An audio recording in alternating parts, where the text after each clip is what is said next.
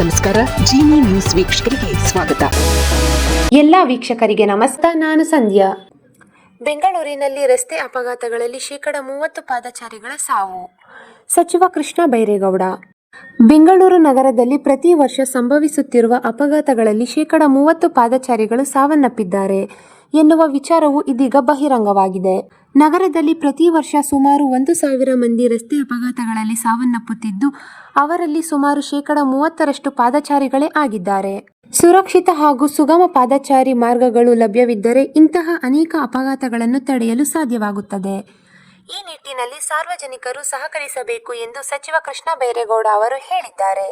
Greater Bengaluru ಪ್ರಾಧಿಕಾರ ವ್ಯಾಪ್ತಿಯ ಪಾದಚಾರಿ ಮಾರ್ಗಗಳಲ್ಲಿ ಉಂಟಾಗಿರುವ ಒತ್ತುವರಿಗಳನ್ನು ಅಂಗಡಿ ಮಾಲೀಕರು ಸ್ವಯಂ ಪ್ರೇರಿತವಾಗಿ ತೆರವುಗೊಳಿಸಲು ಜುಲೈ 1ರವರೆಗೆ ಅವಕಾಶ ನೀಡಲಾಗುವುದು.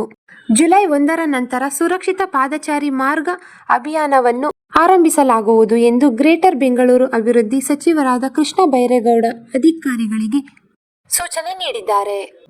ನಗರದಲ್ಲಿ ಸುಮಾರು 13,000 ಕಿಲೋಮೀಟರ್ ರಸ್ತೆ ಜಾಗವಿದ್ದು, ಆರ್ಟೀರಿಯಲ್ ಹಾಗೂ ಸಬ್ ಆರ್ಟೀರಿಯಲ್ ರಸ್ತೆಗಳಂತಹ ಆದ್ಯತಾ ರಸ್ತೆಗಳಾದ ಸುಮಾರು 2,000 ಕಿಲೋಮೀಟರ್ ವ್ಯಾಪ್ತಿಯಲ್ಲಿ ಪಾದಚಾರಿಗಳ ಸುರಕ್ಷಿತ ಹಾಗೂ ಸುಗಮ ಸಂಚಾರಕ್ಕೆ ಅಡ್ಡಿಯಾಗಿರುವ ಎಲ್ಲ ಅಡೆತಡೆಗಳನ್ನು ತೆರವುಗೊಳಿಸಲು ಆಂದೋಲನ ಮಾದರಿಯಲ್ಲಿ ಸುರಕ್ಷಿತ ಪಾದಚಾರಿ ಮಾರ್ಗ ಅಭಿಯಾನ ಕೈಗೊಳ್ಳಲು ತೀರ್ಮಾನಿಸಲಾಗಿದೆ ಎಂದಿದ್ದಾರೆ.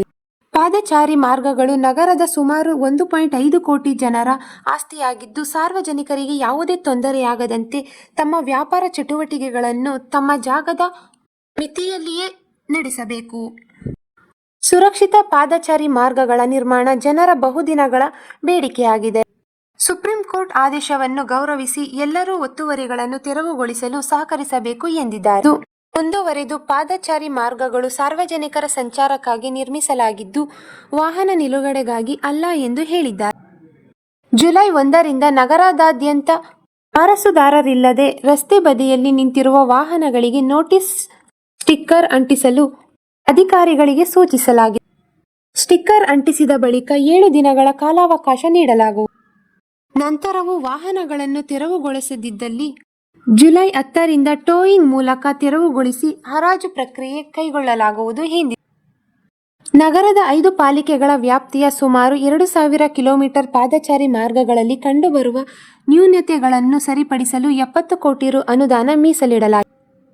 ಸ್ಲ್ಯಾಬ್ಗಳು, ಕಾರ್ಬ್ ಸ್ಟೋನ್ಗಳು, ಲೆವೆಲ್ ವ್ಯತ್ಯಾಸಗಳು ಸೇರಿದಂತೆ ಅಗತ್ಯ ದುರಸ್ತಿ ಕಾಮಗಾರಿಗಳನ್ನು ತ್ವರಿತವಾಗಿ ಕೈಗೊಳ್ಳಲು ಸೂಚಿಸಲಾಗಿದೆ. ನಗರದ ರಸ್ತೆ ಗುಂಡಿಗಳನ್ನು ವೈಜ್ಞಾನಿಕ ವಿಧಾನದಲ್ಲಿ ಬಾಕ್ಸ್ ಕಟ್ಟಿಂಗ್ ಮಾಡಿ ಜಲ್ಲಿ ತುಂಬಿ ಡಾಂಬರೀಕರಣ ನಡೆಸಿ ರಸ್ತೆ ಮಟ್ಟಕ್ಕೆ ಸಮನಾಗಿ ದುರಸ್ತಿ ಮಾಡಬೇಕು ಎಂದು ಅಧಿಕಾರಿಗಳಿಗೆ ಸೂಚಿಸಲಾಗಿದೆ. ಅಲ್ಲದೆ ರಸ್ತೆ ಗುಂಡಿ ಮುಚ್ಚುವ ಕಾರ್ಯಕ್ರಮವನ್ನು ಹೆಚ್ಚು ಪರಿಣಾಮಕಾರಿಯಾಗಿ ನಡೆಸಲು ಮುಂದಿನ ದಿನಗಳಲ್ಲಿ ಆಧುನಿಕ ಯಂತ್ರೋಪಕರಣಗಳ ಬಳಕೆಗೆ ಆದ್ಯತೆ ನೀಡುವಂತೆ ಸೂಚಿಸಲಾಗಿದೆ ಎಂದು ಸಚಿವರು ತಿಳಿಸಿದರು. ಈ ದಿನದ ನಿರಂತರ ಸುದ್ದಿಗಳಿಗಾಗಿ ವೀಕ್ಷಿಸುತ್ತಿರಿ ಜೀನಿ ನ್ಯೂಸ್. ನಮಸ್ಕಾರ.